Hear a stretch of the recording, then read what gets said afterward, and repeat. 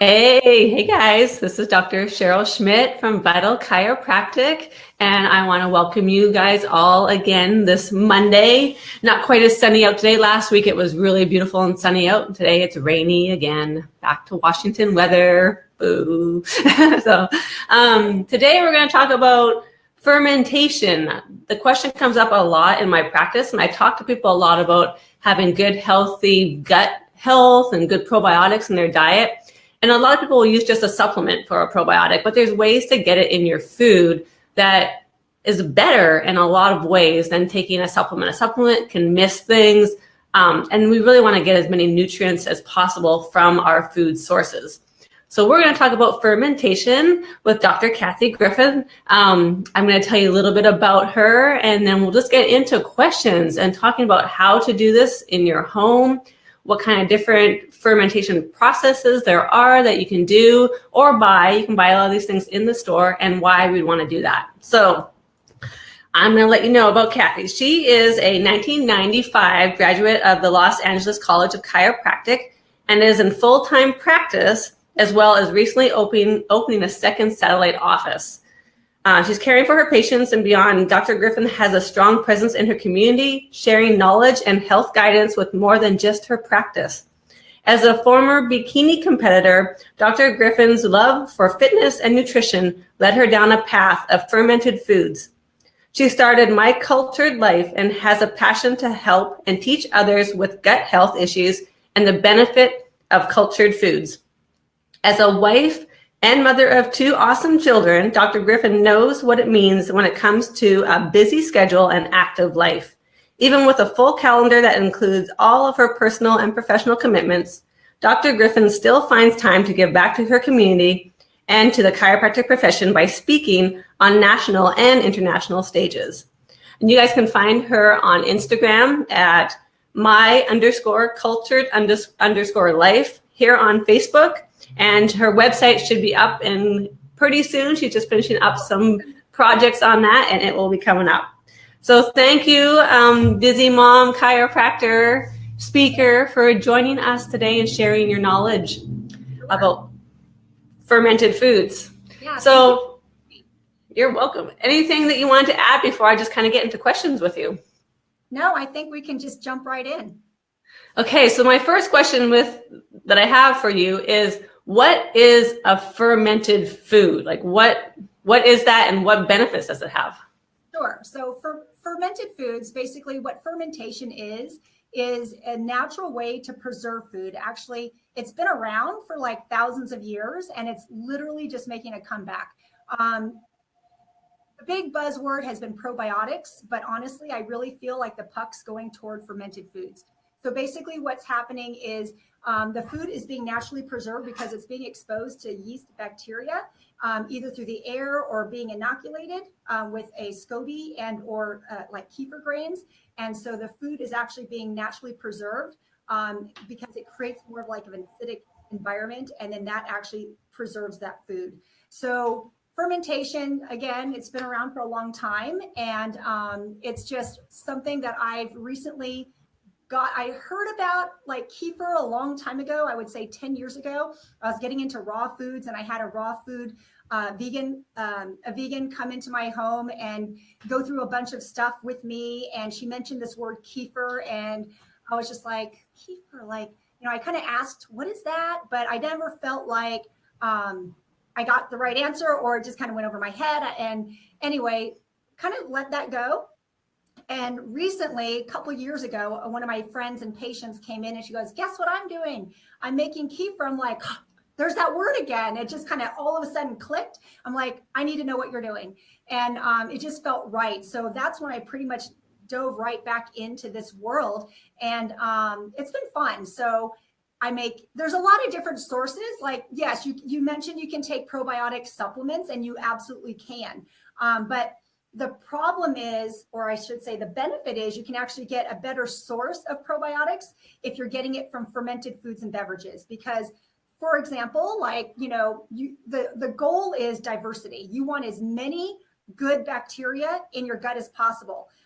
They say that 70% of your immune system is in your gut. And unfortunately, many Americans today have a very poor gut biome, and as a result, they're getting sick.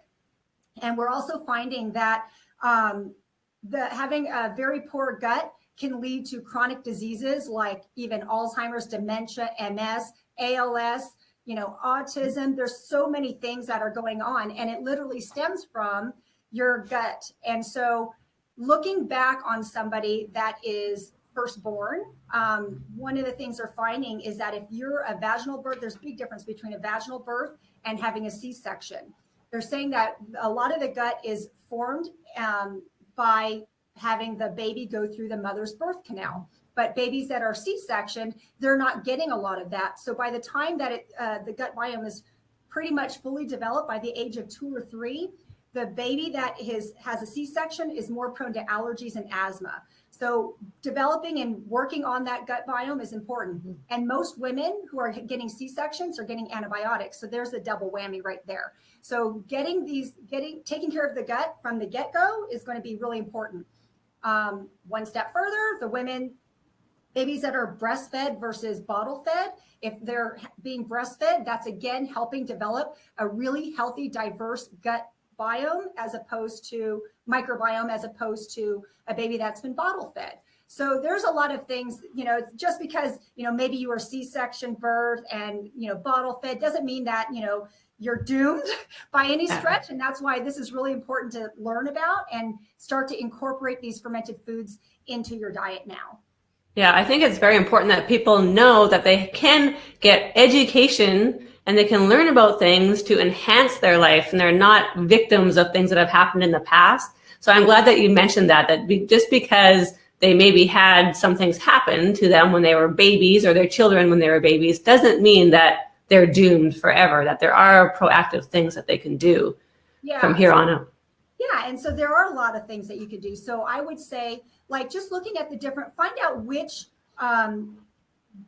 fermented foods or beverages gives you the most diversity. And so for example, yogurt and kefir, those are obviously something super great when, if someone is on a course of antibiotics, they always say, you know what, you should really have yogurt, eat yogurt with it, because it's going to have some good probiotics that you can help protect or feed the good bacteria. And with yogurt, the thing that's interesting is there might be about 7 to 10 different bacteria that's in yogurt. But when you look at kefir, there's actually over 50. So you're really going to be getting a lot more when you're drinking kefir as opposed to eating yogurt. Not saying yogurt's bad, but kefir is just that much better. And there's different forms of it. You can have water kefir or, milk kefir. I mean, both are really good for you. But milk kefir is going to have a lot more good bacteria, than like water kefir. Actually, I think has maybe 20 or 30 good bacteria in it. So yeah, there's definitely different options that you can have, and you can flavor it any way you want. It's super fun. It's delicious. And there's a lot of ways that you can get this into your system.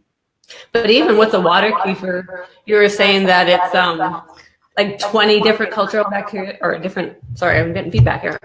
20 different types of bacteria. Yeah. But even with a good probiotic, sometimes that's only 8 to 10 different. Yeah. And the problem is, with things that are on the market, especially a probiotic, you might be getting some diversity, but what tends to happen is when you find your favorite probiotic, you tend to just take that same one over and over again for maybe months and years. And what you need is a lot of different sources. So sauerkraut, kefir, kombucha, there's a lot of different types that you can put into your system that's going to make a bigger difference. So you just mentioned a few of them. So what are some of the different types of cultured foods that you can do at home that aren't crazy hard to do? Yeah, super easy. Sauerkraut, 2 ingredients, cabbage and salt. And people think, oh my gosh, it's going to be so difficult or challenging to do this. And it's really not.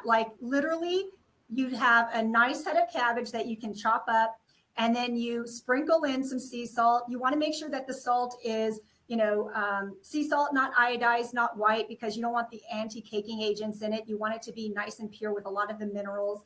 And then you just massage it together. And what ends up happening is it breaks down that cell wall of the cabbage, and it starts to release a lot of the water. The salt draws the water out of the vegetable, and that creates the brine. And is when you do that, and you pack it into a jar or a crock or whatever you want to use, and then you put a weight on top of it, put an airlock. Now it is in an anaerobic environment to where it can now start to do its job. You put it in the cupboard or in a pantry. I choose the pantry in my home. Make sure it's not in direct sunlight, and let it do its thing for the next 3 to 6 days. And what you'll find is that it will start to change that environment of that vegetable. It becomes, like I said, more acidic. And, one of the things that people are so worried about when they're doing fermentation at home is they're worried about making their family sick. They don't want to, get botulism, because that's one of the things that can happen with canning. And one of the interesting things is when it comes to botulism, it can actually survive heat. So even canning, you can still have that issue, but it can't survive an acidic environment. So it's not going to live. So as long as that is, what's created when you start making sauerkraut and it's doing its thing in the cupboard, you're going to be fine. And it's actually super safe and super easy and loaded with probiotics, vitamin B, and a ton of enzymes. So all you need is a couple forkfuls a day, and you're like good to go. Yeah. I had a lot of that when I was pregnant. I craved, for some reason, I never craved sauerkraut, but I was really wanting sauerkraut. So there was something going on when I was pregnant with my last baby that I guess I needed some more probiotics. So, and you mentioned a jar that you use. Is this a special jar that people can buy online? Where do you get your stuff? I keep it super simple. Like for me, when I started, it's a lot to learn. Like when you first get going, it seems overwhelming. So I go the simple route. I'm like, that looks easy, I'll do that. Because I can't, we're busy, I've got to practice, and so for me, I love just using mason jars. And the one reason I like the mason jar is because I can actually see what's happening on the inside. So for me, that's what I prefer. And so I'll just get a wide mouth mason jar, usually quart size is how I start it. Unless I'm doing a really big batch, I'll use a 1/2 gallon. And then I like to get the weights are glass, and you can just put that on top. And then I get like a pickle pipe, and it's basically helps to keep the air can go out, but nothing can go in. So it creates that anaerobic environment for the food to do its thing, start to ferment. And then it's just the metal screw top of the mason jar that it comes with. So the middle piece comes out, the pickle pipe replaces it, and it just goes in there. And I just cover it with like a dark linen or a linen cloth and keep the door closed. And that's it. Super simple. Cool. Do you know if they have, when you do cultured foods, does it have a source of prebiotics as well within that? Because there's a lot of talk about prebiotics and probiotics. Yeah, so prebiotics is more of a fiber that actually feeds the probiotics so that they can actually start to grow and be stronger and start to push out a lot of the bad. And so prebiotics would be like your leeks and onions and asparagus. There's a lot of different types. So if you're culturing that in itself, you're like fermenting a prebiotic, but it's usually just the fiber that is there. So you're not necessarily getting a prebiotic within that, but you can actually eat the probiotic to feed the good bacteria or the probiotics within your gut. Awesome. So what is your favorite cultured food that you're doing right now? And how do you do it? I do kefir every single day. Did you know that it's been around for like over 2,000 years? It used to actually be used to help digestive issues in Russian hospitals. You cannot make it in a lab. It literally has to be passed down from generations to generations. And the story goes that Muhammad received his grains, on the ark, Noah's Ark, And so I like to say that my grains were passed down from God. Just because it's literally something that has to be passed down. So if you have kefir grains, it is literally considered a sacred food, and it's got so many healing properties. And another difference between, yogurt, we talked about it earlier, yogurt and kefir, is that, with kefir, it kind of promotes and supports the good bacteria. but actually kefir actually colonizes within the colon. So that's why it's so great. And when the kefir grains are made with cow's milk, for example, people that are lactose intolerant can actually still drink it because the kefir eats up all of that lactose, which is the milk sugars. And by the time you have your end product, it's like 99.9% lactose free. And so if you're drinking that, and let's say that you happen to have your favorite ice cream, it's the probiotics and the bacteria are going to still do its job. And so you will actually not have the symptoms or the side effects of having your favorite ice cream if you tend to be lactose intolerant. It can actually help a lot of people. I don't want to say the word cure them, but certainly they can tolerate it a lot better. Yeah. And not be symptomatic. Is that for not just lactose intolerance, but what about people with like milk allergies? Because sometimes milk allergy is a lactose intolerance. Yeah. So if you're allergic or have a sensitivity to casein, that might be a different situation. But most people that are, you have to just see how your body handles it. If that's the case and you can't handle it, you might want to switch to like a coconut milk. And coconut milk is super great because it, has its vegan source. You can do water kefir, coconut kefir. Those are some vegan sources. Like if you have more of a philosophy against using anything that's an animal source at all, you can still use kefir and have some great benefits from it without it being from a cow. Awesome. So you have so much great information to give to people. I mean, that's awesome. I know I do kombucha. So what do you have to say about kombucha? What do you know about that? Because that's one I think around here, I hear a lot of people are doing kombucha. That, a little bit of sourdough, and some people are doing kefir, but kombucha seems to be the big one that I hear around here that people are doing. It's kind of like hip right now. Everyone knows about it. Like you go to the grocery store and kids are like buying it now, which I love to see that. You can certainly buy it in the store, but it's expensive. Like you can, if you drink it, 3 times a week or, every day, it's going to get costly. So this is one of the things that you could absolutely do at home. And like you said, you do it. And all you need is black tea, sugar, and a SCOBY. And you can borrow, SCOBYs are going to grow in every person's new batch of kombucha. So you would eventually have enough to share with a friend, a neighbor, your patients. I've done that. But here's what's cool about kombucha. Kombucha is actually has a yeast that is so good and powerful of a probiotic that the hospitals that prescribe antibiotics, they have a probiotic brand called Floristore, and it's actually the same probiotic is what is found in the yeast of kombucha. So it's called S. boulardii. And so it is resistant to so many different types of antibiotics, and it can really just get into your system and really create a lot of healthy, it just keeps you healthy all around. It's a great liver detoxer. So kombucha is super, super delicious, easy to make, and good for you. I think the thing that I would say would be a contraindication because the sugar content can be high is if somebody has candida. I would probably say, if it's really bad, like I would probably not use that.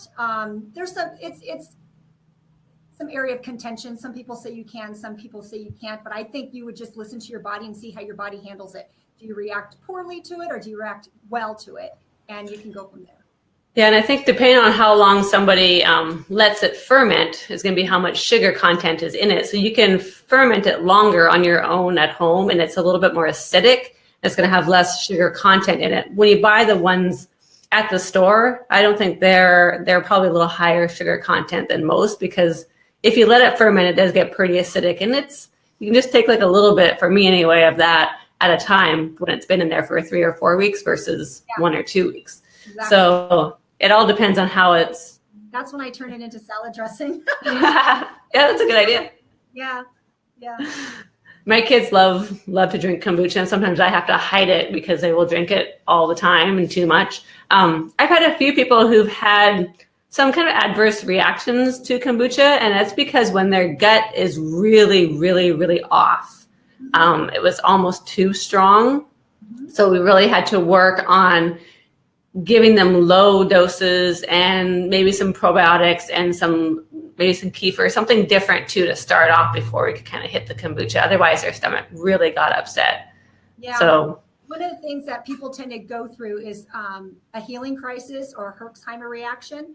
And the reason why is because if there is such an imbalance, if they've been on, taken antibiotics for any period of time for an illness or a sickness, be it 10 days or in multiple doses or times that they've had to do that, then there's going to be a lot more bad bacteria than good. And when you start to go through and you start to change that within your gut biome, what tends to happen is there's a lot of die-off that happens. And then that's what is eliminated. So if you tend to have a lot of diarrhea when you first start on these fermented foods, that's okay. It's not a bad thing. It's not like it's bad for you. That's your body going through a healing crisis. And so if you know that going in, if it's just a bit too much, then what you can do is just back off and not have as much. Like you said, change it a bit, see what fits better for you during that time. But keeping that diversity is still really important. But one of the things that I love about kombucha too is that you're able to flavor it with like anything you want, right? Like, what is your favorite flavor? What do you guys enjoy? We like to put some fruit in it. So my kids like the fruity ones, but I'll put ginger and lemon sometimes. I really like that. Yeah. And it's good. It's more healing for the gut to have that ginger in there too. So yeah, those are some of my favorites. Yeah, that's pretty much all I make right now. I went through a gamut of strawberry mint and all these fun things. And when it's fruit, it can explode. So you have to make sure to burp them if you're going through a second ferment. But right now, my favorite's been lemon and ginger. Yeah, it just has some refreshing quality to it, but also some soothing for your tummy. So I think it's great. Where do you get other than having them passed down from people that you know, is there a place that you can go online to get mothers or starters? Yeah, so kefir grains you can buy online. I think it's called Cultures for Health, I believe is the website. Google it. It's going to be on there. They sell them for like, $15 or $20 or something like that. And it'll give you all the grains in a dehydrated state. And what you're going to need to do is activate them. And when you activate them, I see that someone wrote that my kombucha is yummy. Thanks, Danielle. When it's in an deactivated state, you're going to have to activate it. And so there's a process that you're going through that you need to put it through. And that's actually going to be on my website so that people can actually know how to get it started. And that's going to be really good. So that's one thing to do you can buy it online. As far as kombucha, scobies, same thing. All of this stuff you can find online today, which is super great. You can get started. Hopefully, if you can get it from a friend, that's even faster and easier. Because if you can I've shared whole grains where it's ready to go. It's already in the milk and they just need to start it. They don't need to wait for it to go through that reactivation process. But you can get everything online. Super simple. Cool. And I think I've seen that website before, and they even have different crafts and different equipment too if you need to buy stuff. But like you said, you can do it pretty simply. My jar is just a jar that I got with a spout in the bottom. So I can just refill it over and over again. And it's just a glass jar, and I put a cloth over it. And then when I take it out and spout it into a mason jar, usually add my whatever I'm going to do for flavoring for the second ferment for kombucha, and just throw a lid on it and make sure, like you said, that you don't have it explode. I have made that mistake at least one time. And I also have some that have just one time, no, more than once for me. I have kids, I forget about it. Oh yeah. But there's ones that you have the little flip tops too, the balls with the flip tops. So I'll use those quite a bit too. But the first time you do that, I also recommend to people to open it outdoors. I think the combination was chia seed and spirulina, and I can't remember what the fruit was. It went nuts. It was like, and I had the dark bottles and I couldn't see the inside. Yep. I'm like, and it literally sprayed me. It went all over the place, and I was like, oh, I actually saved a couple of spots in the kitchen. I'm like, that's a reminder for you to go outside and burp them outside because it's going to go nuts. So lemon and ginger, it doesn't have that kind of so much sugar content, and so it doesn't go nuts. But just left them on the counter a little bit too long with some like frozen strawberries or something like that in there, and mine went up and it hit the ceiling in my kitchen. I was like, oh no. So make sure that you're burping it, or if you're not too sure how long it's been there, just go outside and open it just to make sure it doesn't shoot anywhere. Great advice. It's a lot of fun. Yeah, it's a science experiment. Yeah. And what do you end up doing? Because I'm sure if you've been doing it for a while, do you get like a lot of extra scobies? What are you doing with yours? Yeah, I'll get extras. I have to admit, the last SCOBY I had, I actually lost because I left it for too long and it got some mold on it, so I had to toss it. But in the past, I've had some that I'll just let people know in my Facebook friend list or within my office even that I have some, and if anybody wants one, and then I just hand them out to people. So, yeah. I ended up having to create a SCOBY hotel, which basically they stack, and they even continue to just keep growing, which is cool because that's what I love about it. It's like, it's a living organism, and it's like, I call it like the gift that keeps on giving, right? It's like all of these things have so many great health benefits. And if you just, take care of it, it's going to take care of you. And I just love that. But the SCOBY hotels, I mean, that's kind of a fun way to go. I ended up having too many in my jar, my big, huge jar, that I found some cool recipes of what you're able to do with them. So I ended up making like, I ended up blending some, and I made like biscuits for my dog. Wow. I ended up making some jerky out of it with some teriyaki. It was actually quite good. So knowing that in a dehydrator, so it wasn't like cooked, so the probiotic benefits were still there. It was pretty fun. Cool. I'm going to share all that on the website as well. So when is your website going to be up and running so everyone can head your direction? I've been saying I'm praying that I can get my content done in time. It's just been slowly going in that direction. And maybe 2 weeks. I was hoping by the end of this month, and I'm hoping I can get that done. But, I'm going to give myself at least another couple of weeks. So that's the goal at this point. And I know that I've put a link to your Instagram account and to the website that's coming up, because you already have a website name and everything. It's just in construction, right? And so probably by like mid-April, hopefully we will see it up and running, and you'll have all kinds of great information and content on there, and teaching people how to do all this stuff and create healthier guts. And that's it. And so the website, basically it's going to have, kefir, kombucha, fermented foods and shrubs, which is super cool. And what it is, the origin. So it gives you a little background so you know what you're getting into. And then let's ferment. And then here's all your how-tos on how to do it. And here's some recipes. Join the community. I would love for you guys to, join the community so I can start to share some things with you. Maybe on a monthly basis, I want to be able to send some cool information about all this stuff that's really interesting and how you can keep your gut healthy. So that's pretty much the goal at this point, is I just want to really share and spread the word about how important it really is. Yeah. And at this time in our lives, with our diets being so highly processed and so much sugar, and then such a high rate of C-sections, I mean, we definitely are affecting our gut flora in not great ways these days. So this is an amazing source for people to get back to healthy guts, because it helps so many things in your health and wellness. And I think that you're going to be a great resource for people to be able to get some more information. So it's not that hard to do this stuff. You just need to have a few simple steps, and you can do it in your own kitchen. And if you get your kids involved in doing it too, so we can pass down that knowledge to the next generations and help them be healthier. Exactly. So you have anything else you want to share before we say goodbye? Well, I just want to say thanks for having me on here. And I agree with you. Taking care of your gut is going to be one of the things that's going to be the most important thing.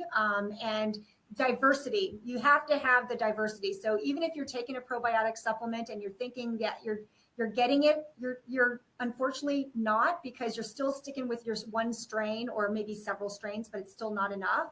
Kefir, kombucha, fermented foods, shrubs, get a lot of different kinds of good bacteria in your system, because that's what's going to ultimately take your health to the next level. Awesome. So I just want to let everyone know, thank you for joining us. If you came in here and watched us live or listened to us live, if you have any more questions or comments, feel free to leave them in the comment box. We will either one of us will probably see them and be able to get back to you and answer your questions on those. I might have to ask Carolyn for the answers to that, but we can definitely get what you need. Thank you very much for joining us, Doctor. And thank you for what you're doing to help people live healthier, more vibrant lifestyles. Thank you. And say bye, guys. We'll see you later.